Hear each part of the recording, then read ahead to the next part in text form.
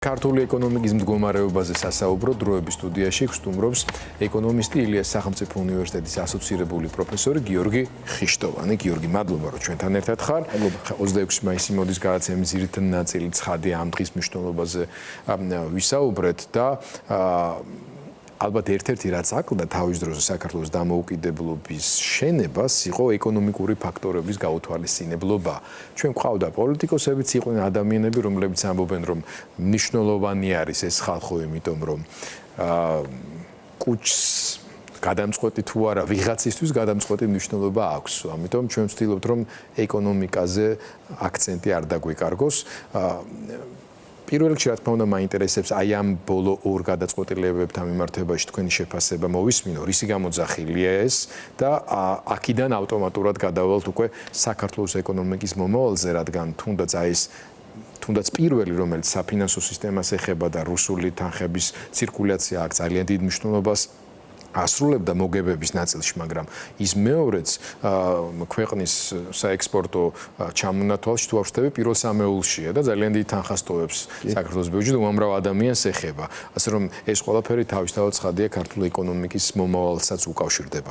დავიწყოთ მიღებული გადაწყვეტილებების შეფასებით. კი ბატონო, მადლობა მოწვევისთვის. ყველას პირველ რიგში მინდა ხვალინდელი დღე მიულოცო და დავიწყოთ.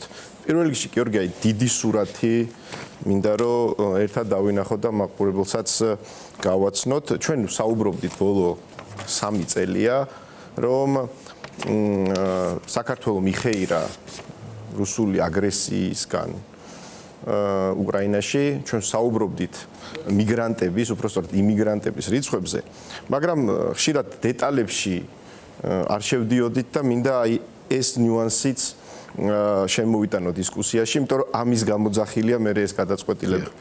პირველი, გარდა იმისა, რომ საქართველოში შემოვიდა ბოლო 3 წელია დაახლოებით ახალი 70,000-მდე იმიგრანტი, ამას დაემატა შემდეგი გარემოება.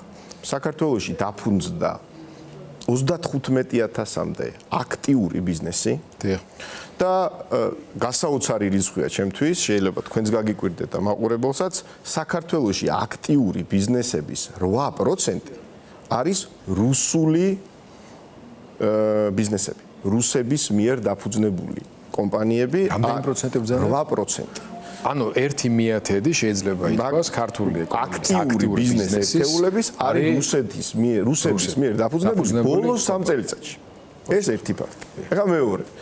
საბანკო სექტორზეც ცოტათი რომ გადავიდეთ, მაგალითად თლიანი დეპოზიტების რაოდენობა, ანუ საბანკო სექტორში დეპოზიტების რაოდენობა 24 წლის ბოლოს იყო დაახლოებით 58 მილიარდი ლარი, ეს იურიდიული პირების და კერძო პირების, აქედან 4 მილიარდი ლარი, გიორგი, დაახლოებით ეს არის, მოდი მარტივად რომ დაახლოებით 7% მოდიოდა რუსეთის მოქალაქეებზე. ანუ თლიანი საქართველოს ბიზნესის და აქტიური ბიზნესის 8%, დეპოზიტები 7%, არის ბოლო 3 წელიწადში დიდწილად რუსული კაპიტალი და რუსების მიერ დაფუძნებული ბიზნესები. რომ მოკლედ შევაჯამო ეს ნაწილი, შეგვიძლია ვთქვათ, რომ ბოლო 3 წელიწადში რუსული ბიზნესი გარდა აქამდე ძალიან სერიოზული აქტივების ფლობისა, კიდევ უფრო მნიშვნელოვანი, ასე ვთქვათ, აქტორი გახდა საქართველოში.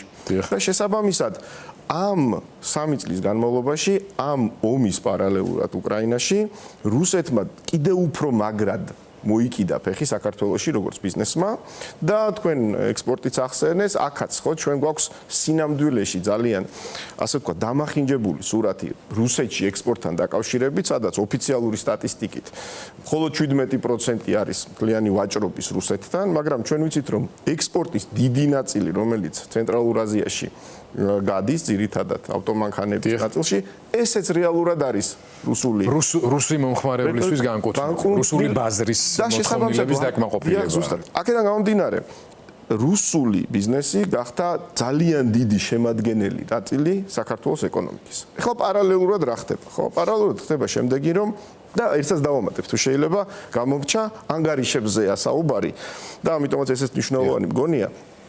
მარტო პირველ წელს, გიორგი, 100,000-ზე მეტი ანგარიში გახსნა რუსებმა საქართველოში 22 წელს ომის პირველ წელს. ახალი სტატისტიკა საბოლოო არ გვაქვს, მაგრამ როგორც გითხარით, ვიცით რომ 4 მილიარდ ლარამდეა დეპონირებული. ძალიან მნიშვნელოვანი არის, როდესაც 22 წელს რუსეთმა ომი დაიწყო უკრაინაში, ეროვნულმა ბანკმა მიიღო დადგენილება, სადაც შესაძლებელი გახადა დისტანციურად სხვადასხვა ქვეყნის მოქალაქეებისთვის ანგარიშის გახსნა საქართველოში. მეტად გაამარტივეს. ეს შეეხებოდა არა მხოლოდ რუსეთს, იმიტომ რომ ეს ჩემი აზრით ძალიან მკაფიო ნაბიჯი იქნებოდა ეროვნული ბანკის, ეხებოდა გერმანიასაც, სხვა ევროპულ ქვეყნებსაც, მაგრამ მათ შორის რუსეთსაც და უპირველეს ყოვლისა რუსებმა იხეირეს იმით, რომ შესაძლებლობა ჰქონდათ საქართველოში წარმოიდგინეთ დისტანციურად ანგარიშის გახსნა, შემდეგ ამ ანგარიშზე თანხის განთავსება და მე ამ ბარათებით, რომელსაც ისინი მიიღებდნენ შესაბამისად, მთელი ევროპის მასშტაბით ვაჭრობა და არა მხოლოდ ევროპის მასშტაბით, ვიზას და მასტერკარდის მეშვეობით. აქედან გამომდინარე, რის თქმა მინდა, რომ ისიც უნდა აღვნიშნო, რომ 25 წელს ცოტათი გამკაცდა ეს წესები, 24 წელს უფრო სწორედ როგორც მახსოვს და ესეთი მარტივი აღარ არის ანგარიშის გახსნა, მაგრამ ეს გადაწყვეტილება, რომელიც აი ფუფუნების საგნების შეძენას უგზავნოს რუსებს, არის ძალიან მკაფიო ნაბიჯი იმის, რომ საქართველოს საბანკო სექტორი უკვე კარგად ხვდება იმას, რომ სარისკო გახდა ის, რაც 2-3 წლის წინ იყო შესაძლებელი და იყო მათთვის მნიშვნელოვანი სარგებლის მომტანი ბიზნეს მოდელი, კონკრეტულად რუსეთის მოქალაქეებისთვის ანგარიშის გახსნა, კონკრეტულად შემდეგ ამ ანგარიშებიდან ტრანზაქციების განხორციელება რუსეთის მოქალაქეების მხრიდან და შემდეგ რაღაცა ტიპის სარგებლის მიღება თვითონ ბანკებისთვის. ეს გიორგი, ეს ჩვენ ახსენეთ ახლა სულონთი აქამდე როგორც მოვედით, მაგრამ საქართველოს ბანკმა მიიღო ახლა ეს გადაწყვეტილება. თავი რომ დავანებოთ ახლა BlackRock-ს და ასე შემდეგ ამ ხალხმა ის წარიცის რომ ეს BlackRock-ი საქართველოს ბანკის ნაწილეულობელი წლების განმავლობაში არის და ახლა არ გამختარა. შეიძლება მათ ყურში მოხვდათ ის რომ TBC-ში იყიდა და ამათებით რაღაცა წილი და აერიათ პარავშნელობა აქვს. ხო? იმიტომ რომ ეს BlackRock-ი არის Deep State-ის განსხვავებული კიდევ იმითის ნაწილია, მაგრამ ახლა ობიექტურად გადაწყვეტილება არის მიღებული მართლაც, რაც გაურთულებს რუსეთის მოქალაქეებს საქართველოს ბანკებზე არსებული ანგარიშებით ოპერირებას. საქართველოს ბანკისა და ზოგადად ბანკისთვის, როგორც ვხედავ, ძალიან მომგებიანი აღმოჩნდა ამ უკრაინის ომის შედეგად გამოწვეული ტენდენციები. ფინანსურად, ასე თქვა, ძალიან იხეირეს. ეს ახლა ამ შემთხვევაში მორალურ კატეგორიებზე არ ვსაუბრობთ, ეგ სახელმწიფო საქმე იყო და ასე შემდეგ, მაგრამ ახლა რატო იღებს ასეთ გადაწყვეტილებებს? რამე მოხდა ისეთი, ან ევრორეგულაცია, ან რაღაცა სასანქციო პაკეტები იქნა მიღებული თუ რა ხდება? ლონდონიდან შეიძლება და რაღაცა ტიპის დამატებითი ახალი რეგულაციები გაჩენილიყო თუ რა ხდება? პირველ რიგში, გიორგი, ძალიან საამაყოა, რომ საქართველოს ბანკის და TBC ბანკის აქციონერთა სტრუქტურაში წარმოდგენილები არიან სოფლიოს ყველაზე მსხვილი და ყველაზე რეპუტაციული ინვესტორები. და ეს მათ შორის ხვალ საქართველოს დამოუკიდებლობის დღეა, საქართველოს დიდი მიღწევაც არის, რომ საქართველოს ბანკის აქციონერია BlackRock-ი, Firebird-ი, Vanguard-ი და სხვა ტიპის ინსტიტუციური ინვესტორები, რომლებიც პირველ რიგში აძლევენ სიგნალს სამყაროს, რომ საქართველოს ჯერ კიდევ არის საინტერესო ქვეყანა ინვესტიციებისთვის და აძლევენ სიგნალს, რომ ეს ქვეყანა ბოლომდე რაღაცა წესებით მოთამაშე ცივილიზებული სამყაროს ნაწილია. კი ბატონო. ზუსტად, ეს ძალიან კარგია. რაც შეეხება თვითონ გადაწყვეტილებას, კი, მე ვფიქრობ, რომ ბანკებმა ძალიან იხეირეს, მაგრამ ჩვენ ჩემი აზრით ვაკვირდებით ძალიან საინტერესო დინამიკას მსოფლიოში, ევროკავშირი და ამერიკა და დიდი ბრიტანეთი ცდილობს დაასრულოს ომი უკრაინაში. რუსეთი ეს არ უნდა და შესაბამისად ის ბერკეტი, რა ბერკეტიც გააჩნია დასავლეთს, ეს არის რუსეთზე შეზღუდვების გამკაცრება, რომელიც თქვენ ძალიან კარგად ახსენეთ, მათ შორის ეს არის დამატებითი სანქციები. მათ შორის ეს არის მეორადი სანქციები, მათ შორის ეს არის ფინანსური სანქციები და შესაბამისად ის ბიზნეს ჯგუფი, ამ შემთხვევაში საქართველოს ბანკი, რომელიც დიდწილად სწორედ დასავლური კაპიტალით არის დაფინანსებული, ძალიან სწორ ნაბიჯს იღებს, პრევენციულ ნაბიჯს იღებს. ჰარმონიზირებას ახდენს თავის პოლიტიკის. კი, რადგან დრო მინდა რომ არ გაგვექცეს. კი ბატონო, თქვენი პასუხი გასაგებია. კარგია, ცუდი არ არის, მაგრამ ამის გათვალისწინებით რა შეგვიძლია თქვა ქართულ ეკონომიკაზე. თქვენ თქვით რომ ეს მარყუჟი უფრო და უფრო მეტად დავიწროვდება, ამ მარყუჟის გასასვლელებზე მოთხოვნა უფრო მეტად გაიზრდება, მაგრამ რისკებიც გაიზრდება ჩვენნაირი ეკონომიკის მქონე ქვეყნისათვის, ხო? ანუ მე დარწმუნებული ვარ, რუსებისთვის საჭირო სერვისების აღმოჩენის ფასი გაიზრდება. საქართველოს ამაზე უფრო ფულის კეთება, უფრო მომგებიანი გახდება, მაგრამ უკვე ძალიან სარისკო გახდება. აი ამ ყველაფრის გათვალისწინებით, რა ბედიელი საქართველოს მოქმედი რეჟიმის მიერ ნაკებ ეკონომიკურ ზრდას თქვენი აზრით და ამ მაჩვენებლებზეც რო გითხრათ რამდენიმე სიტყვა ბოლო დღეებში საინტერესო სტატისტიკა ქონდა და ანალიზი ყველაფერს დეტალურად ვერ მოყვებით, სხვა გადაცემაში მოყვებით, მაგრამ ჩვენერი აუდიტორიისთვის უფრო გასაგებად რო ახსნით. ნუ პირველ რიგში რაც შეგვიძლია დავიწყოთ და ვთქვათ, რომ ამასაც, აი ამ ბოლო მოვლენებსაც ექნება უარყოფითი გავლენა საქართველოს ეკონომიკაზე და ის ხეირი, ამ შუამავლის ხეირი, რომელსაც საქართველოს იღებდა პირიქით, მაგალითად ირიბი ვაჭრობით რუსეთთან დასავლეთის, ან ხეირით იმის, რომ ხელს უწყობდა რუსეთის მოქალაქეებს საქართველოში მაქსიმალურად, რომ მათ არ ქონოდათ ის შეზღუდვები, რაც დაეწეს და რუსეთს მათზე არ გავრცელებულიყო, ეს დასრულდება და ეს იქნება უარყოფითი მოვლენა საქართველოს ეკონომიკისთვის.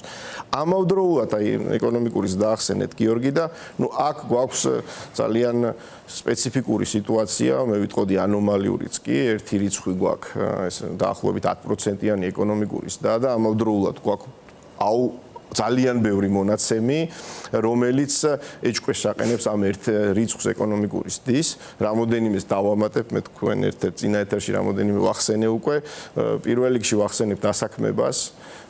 ძალიან ანომალიურ სიტუაციასთან გვაქვს საქმე, როდესაც ეკონომიკა 10%-ით იზრდება წინა წლის პირველ კვარტალთან შედარებით და დასაქმება მცირდება. ანუ ყველა წინა წელს, რომელიც ვნახეთ, კორელაცია იყო შემდეგი. თუ იზრდება ეკონომიკა, იზრდება დასაქმებაც. იქიდან გამომდინარე და თუ იზრდება დასაქმება, იზრდება ეკონომიკაც, ხო? რადგანაც ბუნებრივია, როდესაც მაღალი ეკონომიკური აქტივობა, მოთხოვნა სამუშაო ძალაზე იზრდება და შესაბამისად იზრდება. საქართველოში პირველ კვარტალში გვაქვს რეალობა. საქართველოს პირიქით არის. კიდევ რა მაჩვენებელია ეს? კიდევ ძალიან საინტერესო მაჩვენებლები, გიორგი, არის, როდესაც საბიუჯეტო. აქვე დავასუსტოთ, ჩვენ ვაპელირებთ მხოლოდ ოფიციალურ სტატისტიკას. მხოლოდ ოფიციალურ. ეს არის ჯეოსტატის მონაცემები და ეს არის ფინანსთა სამინისტროს ხაზინის მონაცემები, არანაირი მონაცემი არ არის ჩვენი ასე ვთქვათ გადაკეთებული ან კიდევ რა ფაქტორი მაგალითისთვის ძალიან საინტერესო არის შემდეგი, ხო? მოგების გადასახადს კრებს სახელმწიფო და რაღაც დონეზე აკრეფილი მოგების გადასახადი არის სიგნალი, რამდენად მომგებიანია საქართველოში ბიზნესი. პირველ 3 თვეში 4 თვეში უпроცრავად, პირველ 4 თვეში აკრეფილი არის 15%-ით ნაკლები მოგების გადასახადი. ვიდრე გასული წლის ანალოგიური პერიოდში. ეს არის დაახლოებით 150 მილიონით ნაკლები აკრეფილი გადასახადი და ეს არის დაახლოებით უხეში კალკულაციებით დაახლოებით მილიარდი ლარით ნაკლები მოგება, რაც ნახეს ქართულმა ბიზნესებმა პირველ 4 თვეში წინა წელთან შედარებით. როდესაც ლაპარაკი არის, რომ ბიზნესი არის უკმაყოფილო, ბიზნესი არის აფასებს მდგომარეობას უარყოფითად, ხშირად აპელირებს ქართული ოცნება, რომ არა ეს ასე არ არის, ყველაფერი არის კარგად, მაგრამ რიცხვებთან ძალიან ძნელია კამათი. ხო, ეს ბიზნესიც მაინც და მაინც ხმამაღლაც ვერ ლაპარაკობს, ხო? იმ პრობლემის გათვალისწინებით, რომელიც მათ შეიძლება შეექმნათ, მაგრამ მათ ნაცვლად ლაპარაკობს სტატისტიკა და ციფრები, რაც ეხლა თქვენ. ზუსტად, ასევე ძალიან საინტერესო არის, ერთ-ერთი საუკეთესო ჩემთვის პირადად, როგორც ეკონომიკისტვის, ეკონომისტისთვის მაჩვენებელი ეკონომიკური აქტივობის არის დეგეგი. დეგეგი არის დამატებითი ღირებულების გადასახადი, რომელსაც თითქმის ყველა პროდუქტზე ჩვენ ყველანი ვიხდით, ნებისმიერ წყალს რო შევიძენთ, იქიდან რაღაცა პროცენტულ მაჩვენებლებს რამეც ამ შემთხვევაში ვიხდით დეგეგეს სახით, უხდით სახელმწიფოს. შესაბამისად, რამდენიც არის აკრეფილი დეგეგე, იმდენად მაჩვენებელი არის აქტიურია ეკონომიკა წინა პერიოდთან შედარებით. აქ რა გვაქვს? აქ ორი ნიუანსია, ერთი არის რომ არის დეგეგე რეალიზაციიდან, ანუ რაც უკვე გაიყიდა და მეორე იმპორტიდან, რაც შემოდის შენ წინსწრებით იხდი და მერე იბრუნებ. და ყველაზე საინტერესო არის დეგეგე ადგილობრივი რეალიზაციიდან, რომელიც გეუბნება, რამდენი პროდუქცია გაიყიდა, იმის რა პროცენტი შევიდა სახელმწიფო ბიუჯეტში. პირველ 4 თვეში გაზრდილი DGG-ს აკრეფილი მაჩვენებელი არის მხოლოდ 1.6%. ნომინალში, ანუ არა რეალური მაჩვენებელი ინფლაციის გათვალისწინებით, არამედ ნომინალში. რას მეტყველებს ეს, ხო? რომ რეალური ეკონომიკური აქტივობა გაყიდვების კუთხით არის შემცირებული წინა წელთან შედარებით. და შესაბამისად, აი ეს სხვადასხვა ინდიკატორები, გიორგი, გვაჩვენებს, რომ ზოგადად ქვეყანაში არის ტრენდი სამწუხაროდ უარყოფითი ქვეყნის ბიზნესის განვითარების და გვაქვს ძალიან ბევრი მაჩვენებელი, რომელიც ამაზე მეტყველებს. ასევე ერთსაც დავამატებ, ხო, ყველა გამოკითხვა, რომელიც სტარდება მოსახლეობასთან და რომელიც სტარდება ბიზნესთან, ასევე ადასტურებს, რომ განწყობები არის მნიშვნელოვნად ქვეყანაში გაუარესებული და საბოლოო ჯამში სამწუხაროდ გვაძლევს რეალობას, რომ პროცესები, რომელიც ქვეყანაში მიმდინარეობს, არ აისახება მხოლოდ ეგრეთ წოდებულ დემოკრატიულ უკუსვლაზე ქვეყანაში, რაზეც ძალიან ბევრს საუბრობენ ჩვენთან საერთაშორისო მეგობრები და ადგილობრივი ექსპერტები და არა მხოლოდ ესე ვთქვათ პოლიტიკური პრობლემები გვაქვს და დემოკრატიასთან დაკავშირებული პრობლემები გვაქვს, არამედ ამ ყველაფერს თან სდევს ეკონომიკური პრობლემები, რომელიც არის ძალიან ყოფითი. როდესაც ფასები იზრდება, როდესაც დასაქმებულთა რაოდენობა მცირდება, როდესაც ბიუჯეტს აქვს რეალური საფრთხე, 4 თვე აღარ არის უკვე 1 თვე, 4 თვე გვეუბნება ტრენდს. რეალური საფრთხე, რომ გეგმა არ შესრულდება, ეს უკვე არის ძალიან მნიშვნელოვანი სიგნალი ყველასთვის, რომ ქვეყანაში არის არა მხოლოდ ეკონომიკური გამოწვევები, არამედ ფისკალური გამოწვევებიც, რაც ნიშნავს იმას, რომ შეიძლება უბრალოდ სახელმწიფოს არ ეყოს ფული და აფინანსოს დაგეგმილი ხარჯები. შესაბამისად, ეს რო დავაკავშიროთ, თუ შეიძლება ეს ორი თემა, გვაქვს ესე ვთქვათ ყველა გარე შოკი, გიორგი, რაც ბოლო 3 წელიწადში მოხდა, იყო პოზიტიური ქართული ოცნებისთვის და ქვეყნის ეკონომიკისთვის. ეხლა ვიღებთ რეალობას, რომ უბრუნდებით, გვიწევს წინა წლების, ასე ვთქვათ, მიღებული ბენეფიტების ფასის გადახდა. ხო, დღეს ვეღარ ახერხებს საქართველოს ბანკი იმას, რომ ტოლერირება გაუწიოს რუსების ვაჭრობას ევროპაში მისი ბარათებით, რადგანაც ეს არის საფრთხე და მისი ინვესტორები, მათ შორის BlackRock-ი დარწმუნებული ვარ ამბობს, რომ ეს არის პრობლემა, იმიტომ რომ ისინი უპირველეს ყოვლისა შესაბამისობას წესებთან იცავენ და პარალელურად გვაქვს ადგილობრივი რეალობა, ეს დემოკრატიული უკუსვლა, პოლიტიკური აბსოლუტური უკუსვლა, რაც შეეხება ქვეყანას და აქედან გამომდინარე საბოლოო ჯამში ეს ეკონომიკაზეც აისახება და ეს ტრენდი თუ შეიცვალა, აი რაც დარწმუნებული ვარ, თქვენც იცით და მაყურებელმაც, თუ შეიცვალა ტრენდი იმის, რომ ჩვენ მქონდა აღმავალი ტრენდი, ჩვენ მართლა მქონდა მაღალი ეკონომიკური და სხვადასხვა ფაქტორებიდან გამომდინარე, მაგრამ მქონდა ეს ტრენდი იცვლება, გიორგი. ჩვენი ეკონომიკა შედის იმ ფაზაში, როდესაც უკვე იწყება უკუსვლა, რომლის გაჩერებაც მე თუ ის დიდხანს გაგრძელდა. ძალიან გაჭირდება. ძალიან სამწუხარო და ცუდი, მაგრამ რეალისტური პროგნოზია, ამაზე დავამთავროთ. თუმცა ჩვენ მოგვიწევს სხვა გადაცემაში გავაგრძელოთ საუბარი იმაზე, დასავლეთთან და ევროკავშირთან განსაკუთრებით ურთიერთობის გაფუჭება, როგორ კეტავს ყველა შესაძლებლობას, მათ შორის იმ ალტერნატივების რეალიზების, როგორც არის ჩინეთთან ურთიერთობა აღმოსავლეთთან, იმიტომ რომ მათთვის ჩვენ ბაზარი ჩვენ მაგათ არ აინტერესებთ, ერთის დადებავთ, მაგრამ თუ არაფერი მაგათ აინტერესებთ, ევროკავშირთან მიმართებაში საქართველოს ესეთ პრივილეგირებული მდგომარეობა და იქ თუ არ იქნება ეს დიდი პრობლემა. 2-20 სიტყვით იმ დროს. სულ მოკლედ ვიტყვით, ჩინეთს მხოლოდ იმიტომ შეიძლება აინტერესებდეს საქართველოს, რომ ივაჭროს დასავლეთთან და უკონკრეტულად ევროკავშირთან. უბრალოდ ეს უნდა გვესმოდეს. ჩვენ გონია რომ ჩინეთს შეიძლება აინტერესებდეს საქართველოს ბაზარი. ჩვენს გვესმის და ეს დარწმუნებული ვარ, მათ შორის ივანიშვილსაც ესმის, უბრალოდ ივანიშვილი უკვე გადასულია მას სურდა რომ ევროკავშირთან შეენარჩუნებინა ეს ურთიერთობა მდგომარეობა, მაგრამ ევროკავშირს აღარ უნდა ასეთი ბუნდოვანების შენარჩუნება, ეს არის პრობლემა, ამიტომ მე ვფიქრობ რომ უკვე გამოუვალ მდგომარეობაშია შესული ეს პროცესი. თუ დიდი პოლიტიკური გარღვევა არ მოხდა, ასე მოხდება კიდეც ხვალინდელი დღე რო არსებობს, იმის მაგალითია რომ ისტორიულად საქართველოს თავის სახელმწიფოებრივი განვითარების დამოუკიდებელი სახელმწიფო პოლიტიკის რეალიზების გზას ყოველთვის უბრუნდებოდა და წარმატებით. მადლობა.